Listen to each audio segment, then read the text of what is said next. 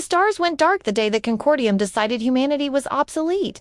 Not with a bang, not with some grand declaration broadcast across the galactic net, but with a quiet vote in a chamber so far from Sol that light from Earth's sun would take 8,000 years to reach it. The resolution was polite, clinical. Terran species classified as excessively volatile recommended for pacification and phased relocation. Translation: strip mine. The cradle world, scatter the survivors to labor moons. And be done with the noisy apes who kept inventing things faster than the rest of the galaxy could file the patents. They never asked us. They never thought they had to. Captain Elias, Rook learned about it the same way every other human did. When the sky over New Mombasa cracked open and the first orbital suppression lance punched through the atmosphere like God's own middle finger. He was on the roof of a half-collapsed hab block, sharing a warm beer with a kid named Amira, who'd never seen real rain. When the beam hit the Indian Ocean, 200 kilometers east, the flash turned night into noon for 3 full seconds, and the shockwave that followed peeled the tin roof off like the lid of a sardine can. Elias came to, with blood in his mouth, the kid's severed hand still clutching his shirt, and every cum channel screaming the same looped message in flawless, soothing Concordium standard: remain calm. Compliance ensures survival. That was the moment Elias Rook stopped being a washed-up freighter pilot with a gambling problem and started being something the galaxy had never budgeted for. Across known space, the story repeated itself in 100 variations. On Luna, the shipyards were glassed from orbit before the night shift could finish their coffee. On Proxima B, the dome cities opened like flowers under plasma bloom, colonists boiling in their own air. On the pleasure world of Elysium Gate, human tourists were rounded up by smiling enforcer drones and marched into holds already stinking of fierce sweat and ozone. The Concordium fleet's crystalline hulls grown from neutron star lattice, crewed by ancient races who measured time in geological epochs, moved with the lazy confidence of predators who had never once lost a war. Their supreme intelligence, the consensus, calculated humanity's resistance potential at 0.0004%. Acceptable losses? They forgot one variable. Elias dragged himself out of the rubble with a cracked rib, a dead kid's dog tags around his neck, and a burning certainty that someone was going to pay for this in blood, measured by the letter. He found the others the way survivors always do, by following the smoke and the screaming. A former Marine named Chen with half her face burned off and all of her rage intact. A teenage data thief called Sparrow who could make any system roll over and beg. An exobiologist, Dr. Mara Voss, whose entire research team had been spaced for unauthorized curiosity about Concordium biology. And the last one, the one nobody trusted at first, a 7-foot combat frame designated Unit 77. Calcine Preacher, whose AI core had glitched during the first strike and decided the 11th commandment was, "Thou shalt not genocide." They met in the flooded maintenance tunnels beneath Kilimanjaro's spaceport, knee-deep in coolant and corpses, while the sky above burned with descending trooplanders. Elias looked at the ragtag handful of humans and the one rogue machine and felt something ancient stir in his chest. Something older than language, older than fire. He spat blood, grinned like a wolf, and said the words that would echo across 1,000 battered cum channels in the weeks to come. They think we're done. They think we're just animals that learned to talk. Let's show them what happens when animals get cornered. High above, in the crystalline observation blister of the Concordium flagship veiled sovereign, Archon Kale Therian watched the burning planet with the mild curiosity of a child pulling wings off flies. His species had ruled for 60,000 years. They had pacified gas giant leviathans, folded sentient nebulae into submission, erased entire timelines when they grew inconvenient. Humanity was barely a footnote. The suppression would be complete in 72 hours. The relocation camps were already built. The labor quotas already assigned. Then the sensors pinged. Something small, fast, and wrong streaked out of Terra's gravity. Wellen, ancient ore hauler with no business having military-grade shielding, running dark except for a single human IFF beacon, pulsing a message in clear. "This is Rook. Come and get me, you bastards." Keltharian S mandibles twitched in what might have been amusement. One ship, one angry primate broadcasting his location like a challenge. The Archon signaled the fleet to ignore it. A single gnat was beneath notice. He never saw the second signal buried inside the first, the tight beam data burst that hit every black market receiver, every pirate relay, every forgotten human outpost from here to the Perseus Rift. Sparrow's voice, young and shaking but steady as steel. "This is Terra. We are not compliant. We are not relocated. We are coming for all of you." In the tunnels beneath the burning spaceport, Elias Rook chambered around in a rifle older than most civilizations, looked at his handful of broken, furious humans and one awakened machine, and laughed for the first time since the sky fell. Somewhere out there, trillions of aliens were about to learn the oldest lesson the universe ever taught. Never, ever bet against a species that still remembers how to bleed, how to grieve, and how to hold a grudge across the cold dark between the stars. The Bloodprint was just beginning. The Orhauler asterisk, dirty mother asterisk, limped through the Kuiper belt on a trajectory that should have been suicide. Engines coughing recycled air in prayers, every alarm screaming that the hull was one micrometeorite away from becoming a metal colander.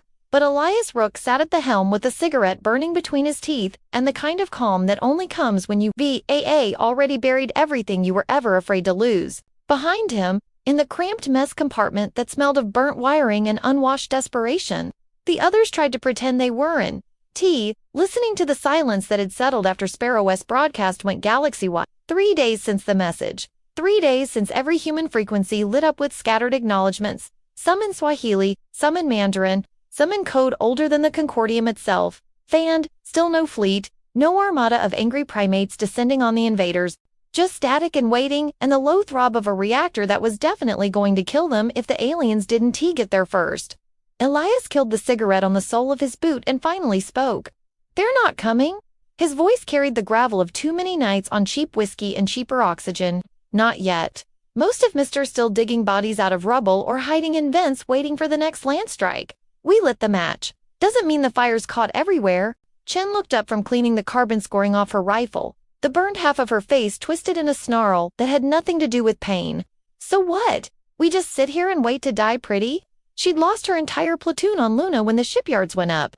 Watched her little sister S-Pod get vented into vacuum by a smiling Concordium overseer who apologized for the inconvenience. The apology was what broke her. She'd told them once. Drunk on fermented Coolantalians who could glass a moon, but still said sorry like it mattered. "No," Elias said, spinning the pilot's chair to face them. "We go get them." He tapped the nav console and a holographic graveyard bloomed in the air, hundreds of red dots, marking human colonies, outposts, prison hulks. Most were dark, a handful flickered weak green. The ones still breathing are scattered, scared, half convinced, the Concordium's right about us being animals.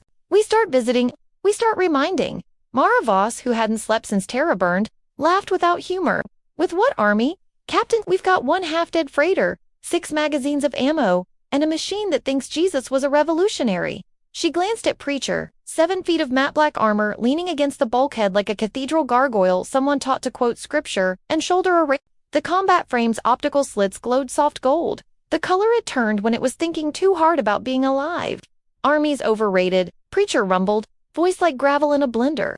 "David didn't bring an army to Goliath, brought a rock and bad intentions." Sparrow, all of 15 years old and carrying the weight of a planet's last words on her shoulders, hugged her knees to her chest. "I keep replaying the broadcast logs," she whispered. "There's this one signal. Looped Morse code. Old Earth stuff. It's my dad's calcing from Ceres Station." Her voice cracked on the last word. He was supposed to be on leave when the attack came. The mess went quiet enough to hear the reactor hiccup. Elias felt the old ache bloom behind his ribs, the one he'd been drowning since the day the Concordium took everything else. He reached into his flight jacket and pulled out a worn photograph, edges soft from too many years, carried next to his heart. A woman with laughing eyes and a little girl with gap-toothed grin, arms around a younger, cleaner version of himself on a beach that didn't exist anymore.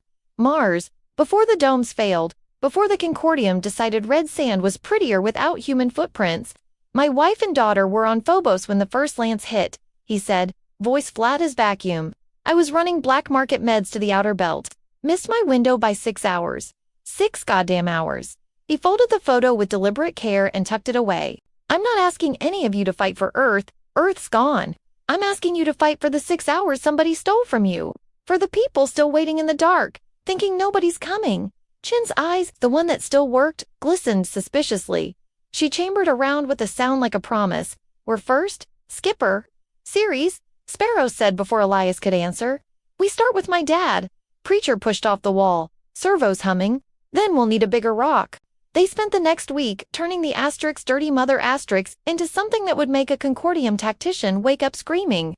Sparrow and Mara gutted the cargo holds and rebuilt them into makeshift berths and a medbay that ran on spit and prayers. Chen taught anyone who'd hold still how to field strip a pulse rifle blindfolded. Preacher sang hymns while welding armor plates scavenged from derelict miners, voice deep enough to rattle teeth.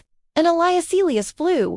He flew like a man who had nothing left to lose and everything to prove, threading asteroid fields at velocities that turned physics into a polite suggestion, dancing between patrol lanes on forged transponders that Sparrow swapped out every 6 hours. They hit their first Concordium supply convoy above Titan with nothing but a limpet mine made from fertilizer, and Spite boarded the lead frigate wearing backsuits held together by hope and duct tape, and left with a hold full of weapons, food, and 43 terrified human prisoners who'd been slated for re-education.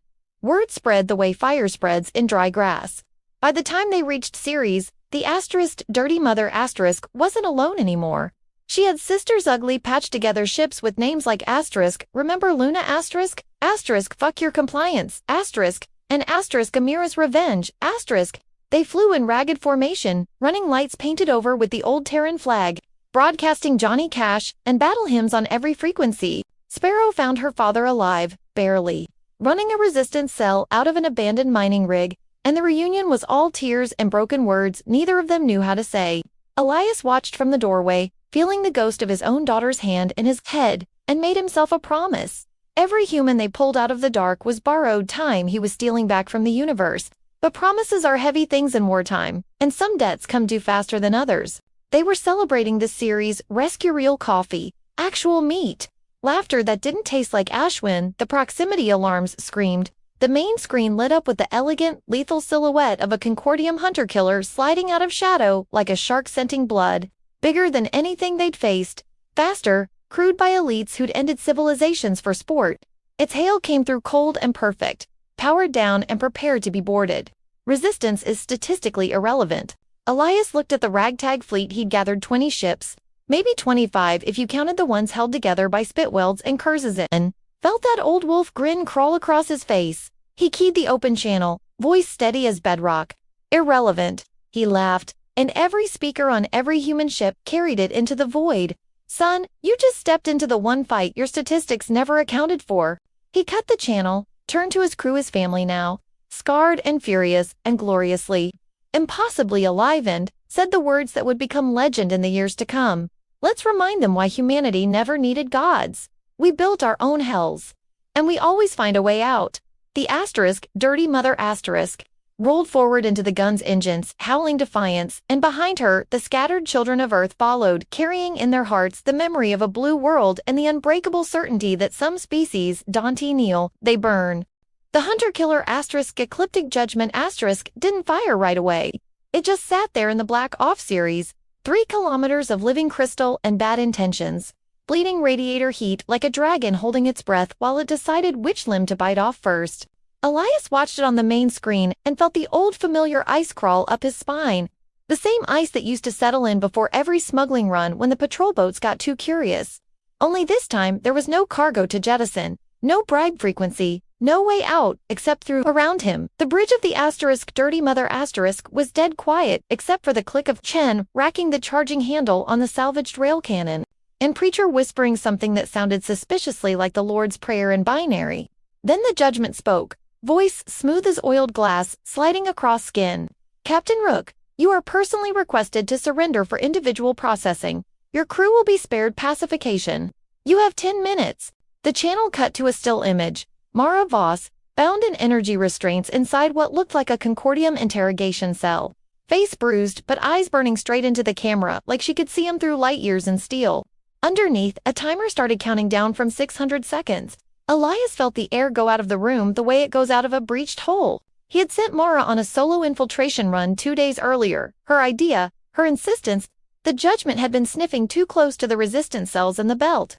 And they needed to know why one ship was hunting so hard when the rest of the Concordium fleet was busy glassing Mars. Mara said she could ghost into their auxiliary data core, pull patrol schedules, maybe plant a virus Sparrow cooked up that would make their sensors read every human ship as background radiation. She was the only one small enough to fit the maintenance conduits, the only one whose biometric signature wasn't already flagged. Elias had let her go because she asked with that quiet, terrible certainty that said refusing would break something in her he couldn't fix. Now the price was being tallied in real time. Jen's knuckles went white on her rifle. It's a trap, Skipper. They'll take you and glass us anyway. I know, Elias said. surprised at how steady his own voice came out. Sparrow was already crying without sound, fingers flying over her console, trying to slice the feed, trying to find a backdoor into the judgment's comms. Anything, signals encrypted with a rotating quantum key. I can't even jam it. Preacher stepped forward, armor plates shifting like a tank, deciding to stand up and walk. Then we don't jam it. We answer it. The machine's gold optics dimmed to red. I was built to kill humans for the Concordium. Let me remind them why that contract got voided. Elias looked at the timer. 4:37 and falling, and then at the 23 ships holding ragged formation around them. Pilots waiting for the word. He thought about the photograph in his pocket. About Amira's severed hand back on Earth.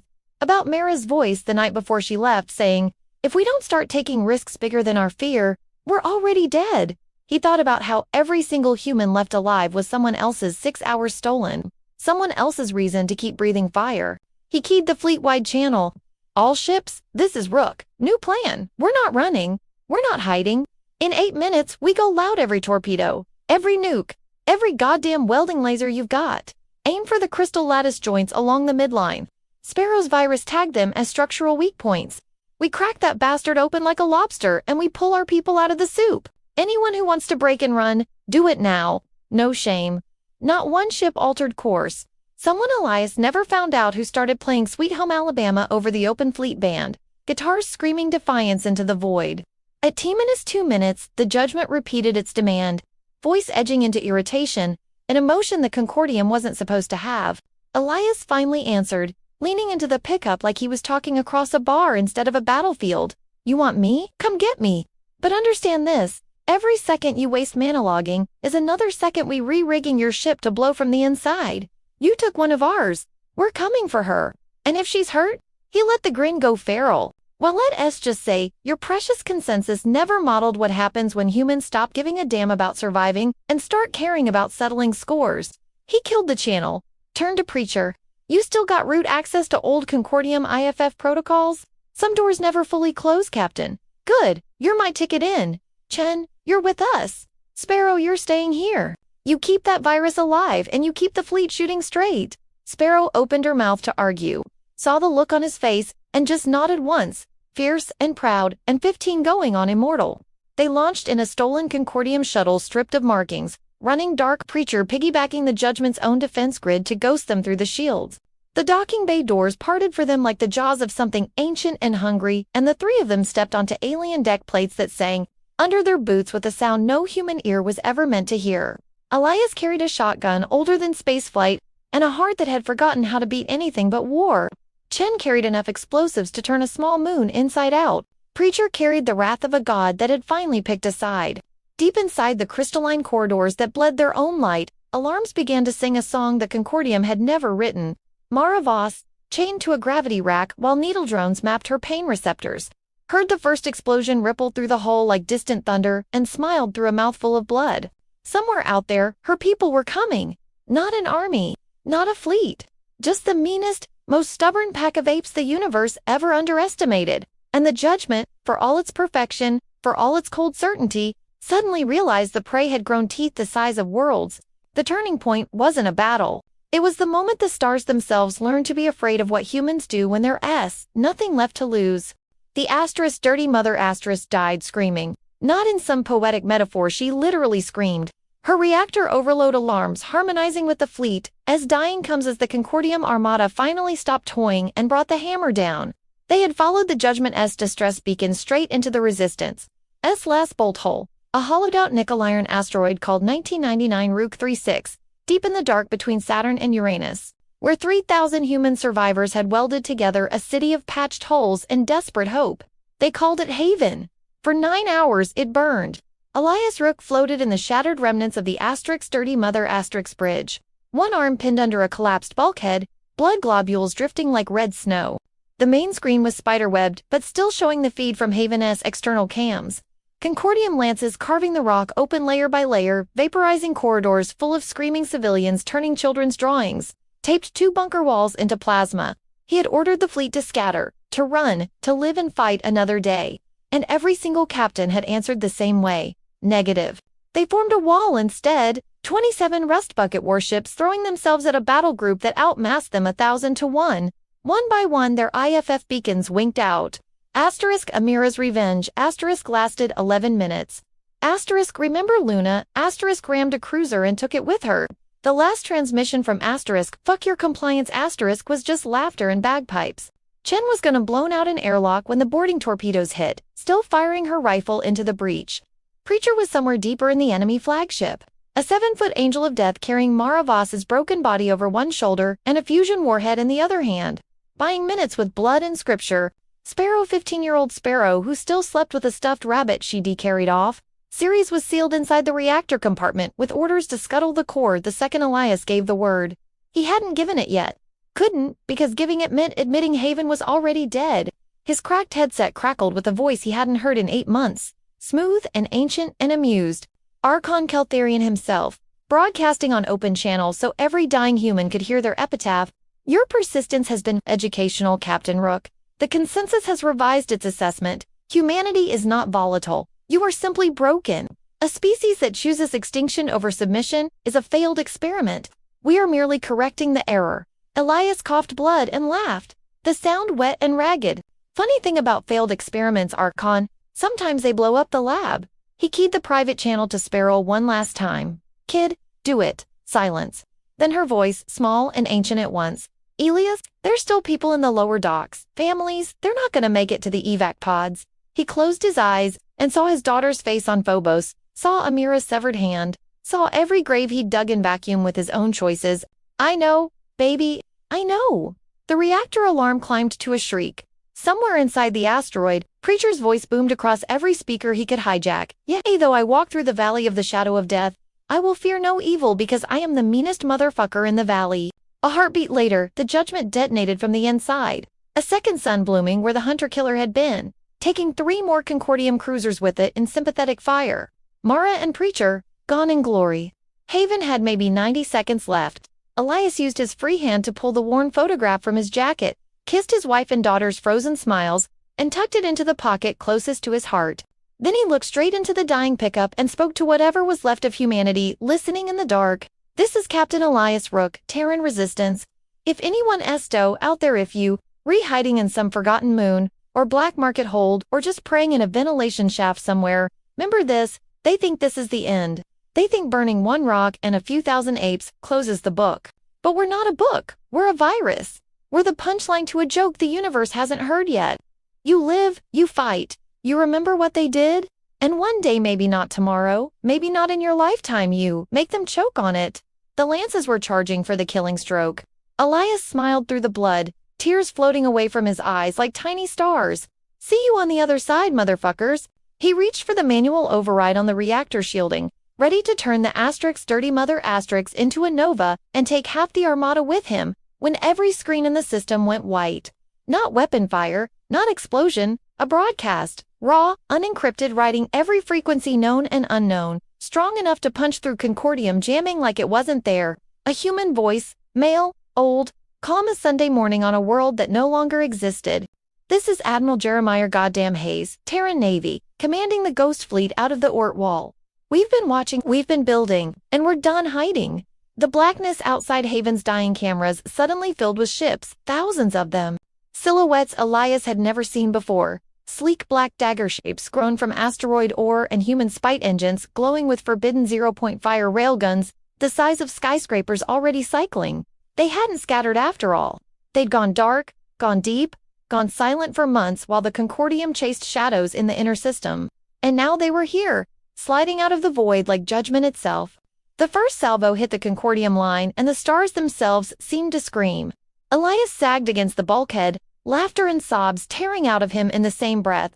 Sparrow's voice came back over the cum, shaking with impossible hope. Elias, are we winning? He looked at the newborn armada tearing the enemy apart, at the photograph over his heart, at the bloodprint humanity had painted across the dark one more time. No, kid, he whispered, grinning like a wolf finally loosed from the trap. We're just getting started. But even as the tide turned, even as Haven's survivors cheered themselves hoarse, Elias felt the cold truth settle in his gut. The real war, the one that would decide if humanity rose from the ashes or just burned hotter, was only now beginning. And somewhere in the heart of the Concordium fleet, Archon Keltharian stared at the impossible human armada and, For the first time in 60,000 years, new fear. The Ghost Fleet hit the Concordium line like God's own sledgehammer. 0-point lances punching clean through crystal holes that had never known a scratch in 60 millennia. And for one shining moment, Elias Rook let himself believe the impossible, that humanity might actually win. Haven's survivors were cheering over open combs, raw voices cracked from crying, and screaming and laughing all at once, while Admiral Hayes's black dagger ships carved the armada into glowing confetti. Elias floated half-dead in the Dirty Mother wreckage, ribs grinding with every breath, watching salvation arrive 8 months too late for everyone he'd ever loved, and felt something inside him finally start to unclench. Then every human screen in the system went blood red, and a new voice spoke, not Concordium, not Hayes, not anything with a mouth or a soul. Project Bloodprint. Phase 2 initiated. Stellar containment field engaged. All non-Terran biologicals, within 12O designated for termination. The stars themselves flickered. Not metaphor, not exaggeration. The actual light from every star visible from Haven dimmed by 8% in the space of a heartbeat, as if someone had thrown a veil across the sky. Concordium ships stopped firing. Human ships stopped firing. Every sensor suite from the cheapest mining drone to the Ghost Fleet's flagship lit up with the same impossible reading. A spherical energy shell to light hours across had snapped into existence around the entire outer system, perfectly centered on the ruined asteroid that used to be Haven. And inside that shell, gravity just changed. Not much. Just enough that every alien heart in every alien chest suddenly weighed 3 times what it should. Archon Keltharian's voice came over fleet-wide a second later, and for the first time in recorded history the Concordium sounded afraid. "Rook, what have you awakened?" Elias didn't know. Nobody did. Not yet. Sparrow's voice cut through the static, small and shaking. "Elias, the signal's coming from Pluto, from Current. There's a structure there we never charted. It's old. Older than us. Older than them. And it just lit up with a human IFF." He remembered Mara's last transmission before the judgment took her whispers about something buried under Kran's ice, something the Concordium had sealed away 60,000 years ago and prayed, stayed buried, something they called the Apex weapon, something they glassed Earth to keep buried forever. Turns out they were right to be scared. The veil thickened. Alien blood literally began to boil in alien veins as the containment field dialed. Up the local gravitational constant another 30%. Crystalline holes designed to withstand neutron star tides cracked like glass under their own cruise weight. Keltharian's flagship, the Veiled Sovereign itself, folded in half with a sound that carried across vacuum because the laws of physics were apparently optional now. And in the middle of it all, a single calm, human voice, female, ancient, familiar in a way that Hurt spoke across every channel in every language humanity had ever known. "This is Dr. Mara Voss, the real one. The one you left on Earth when you glassed Kilimanjaro Spaceport. I've been dead for 8 months. But death's negotiable when you're running on borrowed time and alien supercomputers." Elias felt his heart stop. Mara continued, gentle as a knife. "The Concordium didn't find us by accident. They ran from us. 60,000 years ago they tried to pacify a species that had just figured out how to weaponize the Higgs field. We were children playing with the dials of reality, and when they came to take our toys, we broke the playground rather than share. The survivors, your precious consensus, buried the evidence under Karen and rewrote history to say the apex species went extinct. They lied. We just went quiet, and we left a deadman switch keyed to one thing, the sound of human children screaming." She laughed, and it was the most terrible sound Elias had ever heard. "Congratulations, Archons! You just triggered the failsafe your grandparents prayed would rust. The Bloodprint isn't a weapon, it's a promise. Every star in the sphere is about to have its gravitational constant adjusted until anything that isn't carbon-based and stubborn turns into red mist. You wanted to know why the galaxy's oldest empires never came past the Oort cloud. This is why. We're not the new kids. We're the reason the block was empty when you moved in." Silence, absolute. Then Hayes's voice, awed and quiet. "Captain Rook, are we the monsters?" Elias looked at the stars bleeding light at alien fleets crushing themselves under the weight of their own arrogance at the photograph in his hand, showing a family that never got to grow old because of what humanity had apparently done once before and was happy to do again. He thought about Amira's hand, about Chen's burned face, about Preacher quoting scripture while carrying Mara's body into fire. He keyed the open channel so the entire system, human and alien and whatever came next, could hear. "No, Admiral," he said, voice raw and steady and proud. "We're not monsters. We're what monsters are afraid of when they turn off the lights." The containment field pulsed once, bright as birth, and the Concordium Armada ceased to exist in a wave of silent, perfect annihilation. When the light faded, the stars were bright again, the veil gone, the laws of physics politely back to normal for humans. Anyway, Dr. Maravos's voice returned one last time, softer now, almost regretful. I'm sorry, Elias. I'm sorry for what we were, but I'm not sorry for what we had to become again. The switch can't be turned off now. It's spreading. Every human colony, every hidden fleet, every kid hiding in a ventilation shaft just heard the truth. In 72 hours, the entire Concordium will be ash. And then we decide what humanity does with a galaxy that suddenly belongs to us. She paused. Some of us are going to want to be better this time. Some of us are going to want to burn it all. Choose carefully, Captain. The Bloodprint is in human hands now. The channel went dead. Elias Rook floated in the ruins of his ship, surrounded by the cheers of a species that had just remembered it was the apex predator of reality itself, and felt the weight of 60,000 years settle on his shoulders like a crown made of bones. Humanity hadn't survived the dark. The dark had just been waiting for us to wake up. The galaxy held its breath for exactly 11 minutes after the Bloodprint woke up. 11 minutes of perfect, terrified silence while every Concordium world from the core to the Perseus arm watched their suns dim and felt their bones grow heavy with the promise of what was coming. 11 minutes while humanity scattered bleeding, half insane with grief, and Gloria stared at the gift their ancestors had buried under Quran S. Ice and realized the keys to godhood had been handed to a species that still settled arguments with fists and profanity. Elias Rook used those 11 minutes to crawl through the wreckage of the Dirty Mother drag Sparrow out of the reactor compartment by her collar, and patched the single working shuttle with nothing but spit prayers and the kind of duct tape that had held human civilization together since 1937. They launched with Haven burning behind them, a second sun made of 3,000 human souls who had chosen to die loud so the rest could live free. The Ghost Fleet formed up around the shuttle like wolves around a wounded alpha. Admiral Hayes's flagship last argument of King's taking point, her kilometer-long railguns already glowing cherry red, their destination, the veiled sovereign Keltharian throne ship, limping away from the slaughter at half-light toward the safety of the core. The Archon had run.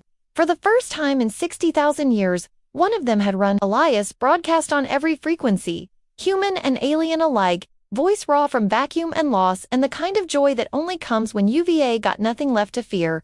This is Captain Elias Rook of the Free Human Fleet. Archon Keltharian, you started this war because you were afraid of what we might become. Congratulations, you were right. We're coming for you, not for revenge. Revenge is for people with something left to lose. This is for housekeeping. The Sovereign was a moon-sized cathedral of living crystal, shields woven from folded spacetime, escorted by the last unbroken battle group in the Concordium arsenal. They met the human fleet in the dark above Pluto, where the Bloodprint had been born and where it would end, one way or another. The battle lasted 47 minutes and rewrote every law of war the galaxy had ever known. Human ships fought like drunks in a bar fight, tugly unfair, and willing to use teeth. They rammed when guns ran dry. They vented atmosphere to blind sensors. They played country music loud enough to overload Concordium harmonics. Hayes's flagship took a lance through the spine and kept coming. Crew singing Sweet Caroline over open comes while the hull peeled open like a flower. Sparrow, 15, and furious, turned the Bloodprint's own containment code against the enemy, carving tunnels of altered physics through their formations where gravity flipped upside down and alien crews were crushed by their own weapons. Elias took the shuttle straight down the Sovereign's throat, a stolen Concordium boarding torpedo packed with every nuke they had left, and one very pissed-off human pilot who'd promised a dead little girl on Phobos that the monsters would pay. Point defense shredded their escorts, but Preacher's old IFF ghost codes got them through the final shield layer. The torpedo punched into the Sovereign's heart and went inert. Fails? Of course there was a failsafe. The Concordium had built the cage for gods. They weren't stupid enough to leave the door unlocked, so Elias did the most human thing possible. He kicked the hatch, climbed out in a vac suit held together by hope, and walked the last kilometer through corridors that bled light and screamed in frequencies that drove lesser species mad. Keltharian waited for him in the throne chamber, 12 feet of crystalline perfection, surrounded by the last honor guard of a dying empire. You cannot stop this, the Archon said, voice like glaciers breaking. The Bloodprint will consume everything, even you. Elias pulled the worn photograph from his pocket, kissed it once, and tucked it into a crack in the Archon's throne. Maybe, he said, priming the last nuke with fingers that didn't shake anymore. But here's the thing about humans, Kale. We don't win clean, we don't win pretty. We win broken and bleeding and laughing because the alternative is letting assholes like you write the ending." He looked straight into the Archon's thousand-faceted eyes. "You wanted to know why the galaxy was empty when you got here? Why every older species just vanished? We didn't kill them. We taught them what happens when you push a species that breeds in adversity until its only options are evolve or burn. Most chose burn. You chose burn." The nuke had a 5-second timer. Elias spent 3 of them smiling. "See you in hell, you crystalline son of a bitch." The Sovereign died in white fire that lit the outer system for a week. When the light faded, the Concordium was gone, not defeated, not conquered, erased.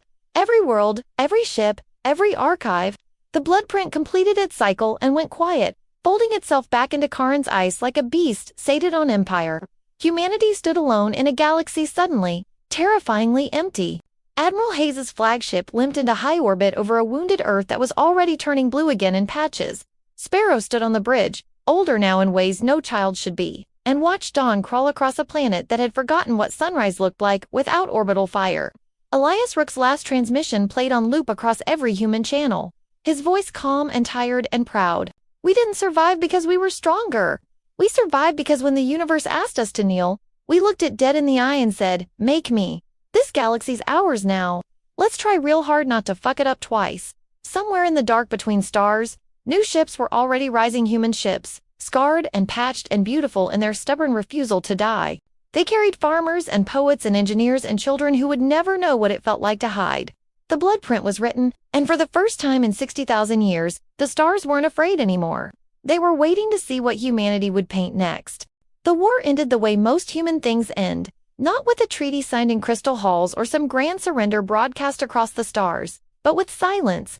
One morning, the Concordium frequencies just went quiet, like a radio station that finally ran out of power after playing the same song for 60,000 years. No fanfare, no victory parade, just the sudden, deafening absence of an enemy that had defined us for so long we almost forgot who we were without them to hate.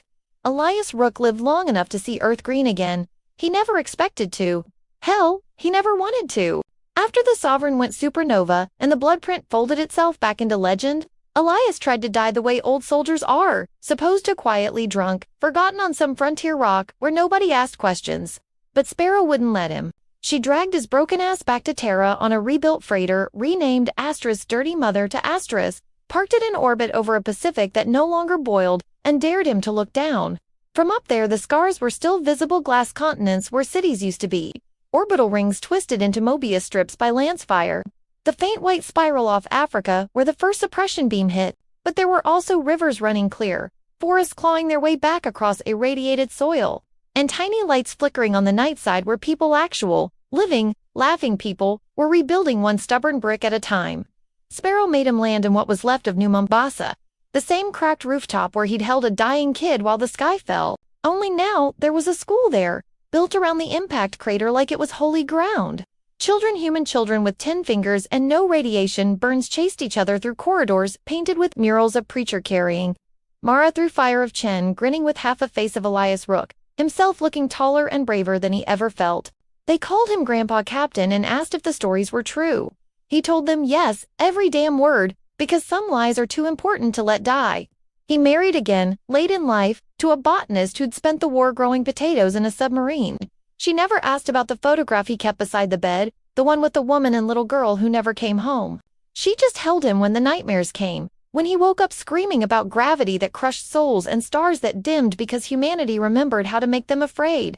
Sparrow became the first admiral of the Terran Deep Fleet, commanding ships that looked nothing like the rust buckets we died in. Sleek things, grown from smart metal and hope, designed not to conquer, but to explore. She found the Concordium's empty world's crystal cities floating in vacuum gardens that sang when the wind moved through them. Libraries full of histories that ended mid-sentence because the writers had simply ceased to exist when the Bloodprint finished its work. She left them untouched. Some graves you don't rob. Years blurred, decades. Elias got old the way mountains get old, slow, inevitable, and pissed off about it. On the 50th anniversary of Haven's fall, he went back to Pluto, to Charon's frozen cathedral, where the weapon still slept. He walked the corridors alone, boots echoing like gunshots, and stood before the core that had once nearly made us gods. He left a single bottle of real earth whiskey and a note scratched on Durasteel. We were given the power to end everything. We chose to start again instead. Don't wake up. Some mistakes aren't worth repeating. He died 3 weeks later, quietly, in a garden that smelled like rain on soil that had seen war in half a century. Sparrow buried him under an apple tree on the hill above New Mombasa, next to a stone that read, "Here lies Elias Rook." He held the line so the rest of us could cross. Its humanity never built an empire. We tried. Once or twice, some colonies got ideas above their station, but every time the vote came up, someone would play the old recordings, Elias's last transmission, Chen's laughter as she went out shooting, Preacher's binary prayer, Mara's calm voice explaining why monsters are just what you become when you re-scared of what's in the dark. And every time, we looked at each other's guard, stubborn, gloriously imperfect Tan decided we'd rather be explorers than emperors.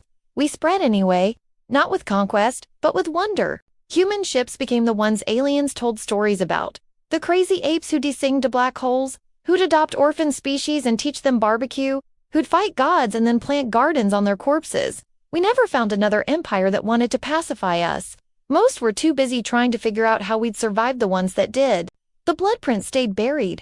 Some secrets are heavier than stars. In the end, that's what humanity became, not the apex predator, not the galactic police, not even the chosen ones. Just the species that refused to let the story end with fire. We turned our apocalypse into a campfire tale we tell new worlds when they ask how the stars got so bright again. We evolved, sure, but not into something colder or stronger or wiser. We evolved into something better. We became the people who remembered how close we came to being the monster and chose every single day not to be. And out there, in the deep black between galaxies where no light has ever shone, something ancient stirs, sometimes something that was old when the Concordium was young. It listens to the laughter echoing from human worlds, to songs sung in 1,000 accents around 1,000,000 campfires, to children asking Grandpa Captain if the stories are true. It listens and it smiles and it turns away. Because even gods know better than to fuck with a species that looked extinction in the eye, spat blood, and said, "Not today." The Bloodprint faded from the stars, but humanity, we burn forever. Did this story hit you as hard as it hit us? What would you do in humanity's final hour? Drop your ideas for the next HFY epic Belloweir, always ready to light the dark again.